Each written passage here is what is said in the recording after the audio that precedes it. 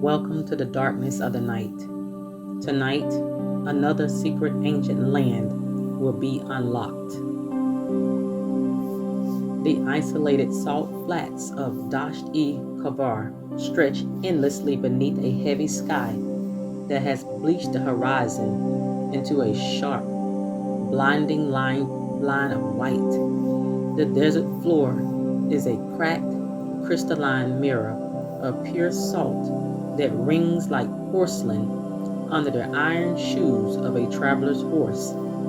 It is mid-afternoon, and the sun is a white-hot furnace that distorts the distant mountains until they appear to float like dark, fragmented islands in a sea of liquid glass.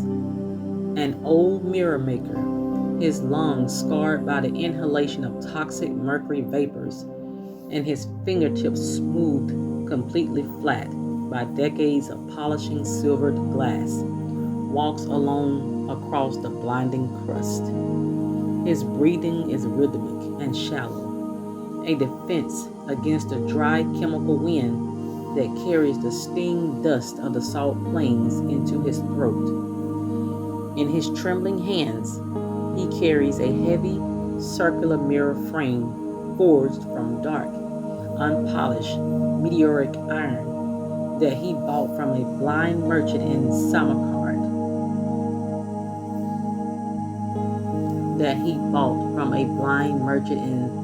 Samarkand. He is not searching for a simple path to the next oasis or looking for the lost tracks of a silk caravan. He is hunting for a specific phenomenon known in the old scrolls as the inverted horizon, a brief optical alignment where the sky reflects its true history onto the salt crust.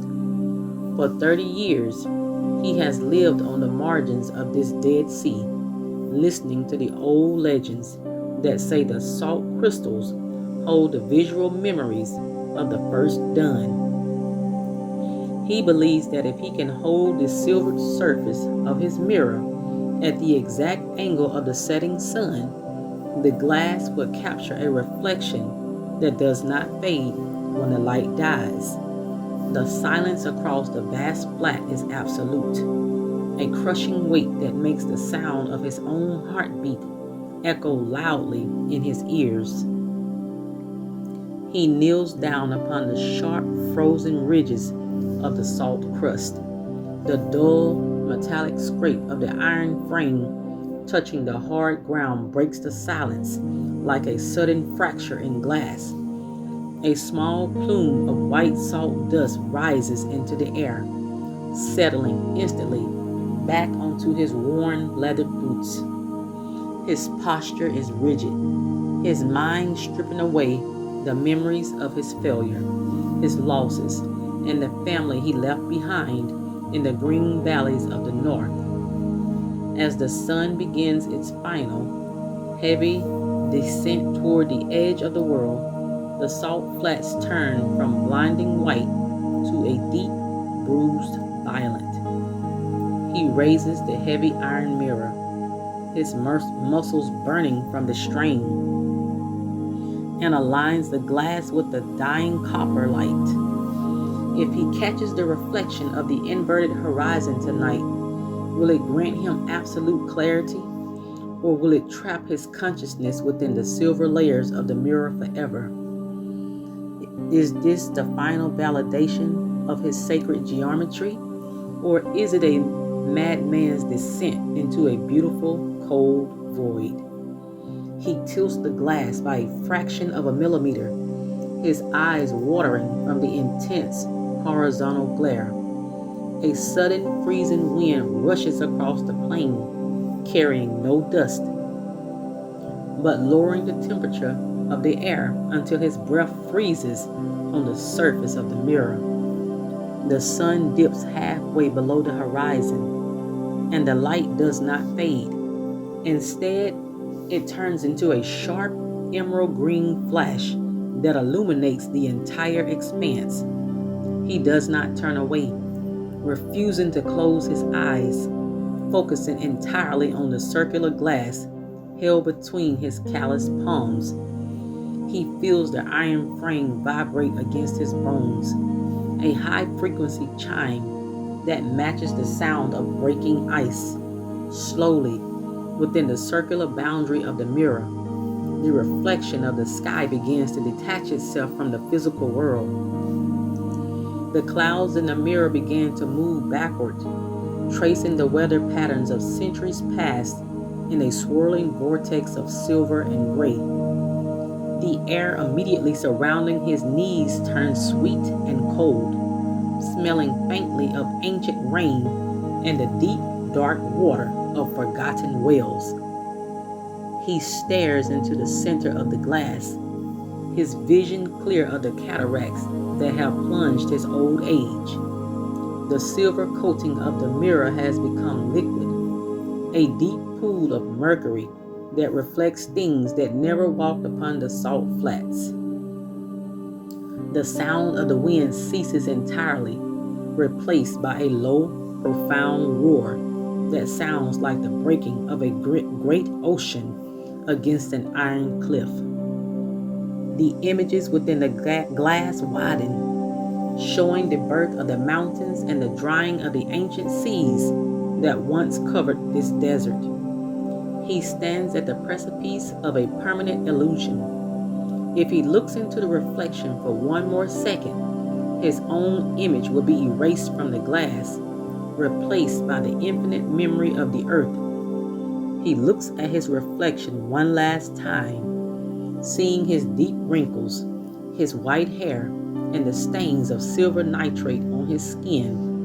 He thinks of the simple joy of shaping glass, the smell of wood smoke in his workshop, the fragile beauty of a mortal life. It is better to remain a blind man who remembers his name, or to become an immortal eye that sees everything but knows no home. The mirror gives a final brilliant pulse of silver light, printing the geometric lines of the salt flats onto the sky above. The sun vanishes completely, but the mirror remains luminous, a perfect circle of white light in the pitch-black desert. He lowers the flame, his movement slow, heavy, and final. The liquid silver solidifies instantly, turning into a deep, dark metal that reflects nothing but the absolute blackness of the night. He has seen the symmetry of the beginning and the end, and the world of forms has lost its power over him. He is the maker, he is the silver, he is the salt, and he is the dark. When the morning light finally breaks over the Kavir, the salt flats are still. The wind has smoothed out his tracks, leaving the white crust pristine and unbroken. The iron mirror lies flat on the salt, its surface gray, cracked, and completely dead, like a piece of common slag. The old man sits cross-legged beside it, his hands resting on his knees, his eyes wide and fixed on the empty horizon.